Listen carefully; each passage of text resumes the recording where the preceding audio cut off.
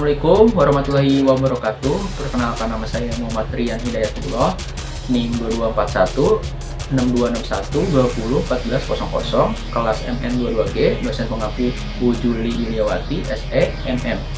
Saya akan bahas tentang implementasi teknologi Big Data di lembaga pemerintahan Indonesia. 1. Definisi Big Data. Big Data adalah sekumpulan data digital yang terdiri dari data terstruktur, semi terstruktur, dan tidak terstruktur dalam jumlah yang sangat besar yang dihasilkan dan dikumpulkan oleh organisasi yang bertujuan untuk diolah dan dianalisis sehingga menghasilkan informasi yang berharga yang dipergunakan dalam pengambilan keputusan. 2. Karakteristik Big Data. Yang pertama, volume atau jumlah data, yaitu kegiatan di mana perusahaan mulai mengumpulkan data sebanyak mungkin. Yang kedua, velocity atau kecepatan aliran data menjadi salah satu hal yang penting, sebab data berukuran besar akan mengalir dengan kecepatan tertentu dari media penyimpanan atau memori. Yang ketiga, variety, mengarah pada aneka macam atau jenis data yang berhasil didapatkan dari berbagai macam sumber. 4. Veracity, mengacu pada akurasi atau konsistensi data. Data dengan akurasi tinggi akan memberikan hasil analisis yang berkualitas. Yang kelima, value, sering didefinisikan sebagai potensi nilai sosial atau ekonomi yang mungkin dihasilkan oleh data. Yang ketiga, tujuan Big Data. Pertama, meningkatkan efisiensi proses bisnis. Penggunaan Big Data dapat membantu lembaga pemerintah menganalisis data secara cepat dan akurat, sehingga proses pengambilan keputusan menjadi lebih efisien. Contoh, Direktorat Jenderal Pajak menggunakan Big Data untuk menganalisis pola transaksi wajib pajak secara otomatis, sehingga mampu mengurangi waktu pemeriksaan manual dan meningkatkan penerimaan pajak. Yang kedua, meningkatkan kualitas layanan publik. Yang ketiga, mendukung perencanaan dan kebijakan yang tepat sasaran. Yang keempat, meningkatkan transparansi dan akuntabilitas pemerintah. Yang keempat, tantangan Big Data. 1. Ketersediaan data. Analisis Big Data membutuhkan data yang memadai, baik dari segi kuantitas maupun kualitas. Di Indonesia banyak data tersebar di berbagai instansi dengan format yang beragam, termasuk data yang masih tersimpan dalam bentuk fisik, ego-sektoral, antar instansi, dan hambatan legal seperti izin serta lisensi juga memperlambat akses data. Konsep open data menjadi solusi penting dengan mendorong data yang mudah diakses dan digunakan ulang. Contoh, sebuah lembaga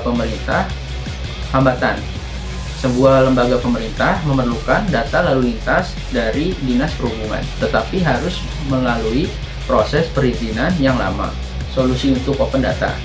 Portal Data Go ID menyediakan data transportasi yang dapat diakses oleh semua pihak, baik pemerintah, akademisi, maupun masyarakat untuk penelitian atau inovasi. Yang kedua, standarisasi data pemerintah. Yang ketiga, privasi data. Yang keempat, kompetisi SDM. Yang kelima, langkah-langkah yang diambil untuk mengatasi tantangan. 1. Ketersediaan data. Implementasi open data. Pemerintah harus mendorong penerapan konsep open data dengan membangun portal data yang mudah diakses dan memperjelas regulasi terkait akses data. Digitalisasi data. Data fisik harus didigitalisasi agar dapat diolah dengan teknologi modern. Kolaborasi antar instansi. Pemerintah perlu membentuk forum atau platform untuk berbagi data lintas instansi secara efisien. Contohnya pemerintah meluncurkan dan menyediakan data transportasi, pendidikan, dan kesehatan yang dapat diakses untuk inovasi. Sebuah kementerian yang membutuhkan data dari Dinas Perhubungan dapat langsung mengunduhnya melalui portal open data tanpa proses perizinan manual. Kedua itu standarisasi data pemerintah. Yang ketiga, privasi data. Yang keempat, kompetensi SDM. Keenam, Manfaat Big Data. Pertama, Jakarta Smart City. Jakarta Smart City adalah aplikasi berbasis teknologi Big Data yang memberikan informasi kepada masyarakat terkait kondisi Jakarta, seperti kepadatan lalu lintas, cuaca, hingga laporan masyarakat.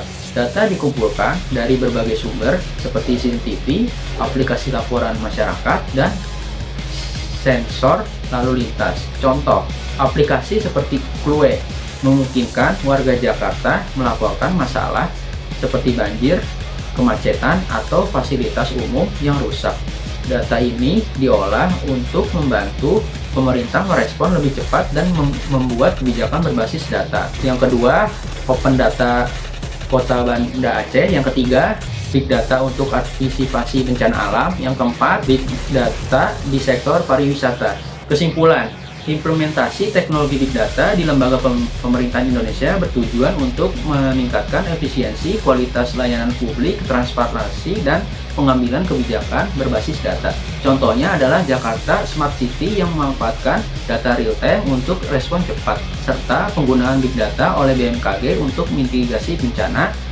Namun, penerapannya menghadapi tantangan seperti kurangnya data standar, perlindungan privasi, dan keterbatasan tenaga ahli. Untuk mengatasinya, pemerintah perlu menerapkan standar nasional data, mengintegrasikan sistem antar instansi, memperkuat regulasi perlindungan data, dan melatih SDM dengan mengatasi tantangan ini. Big Data dapat mendukung tata kelola pemerintahan yang lebih efektif dan inklusif. Sekian, terima kasih.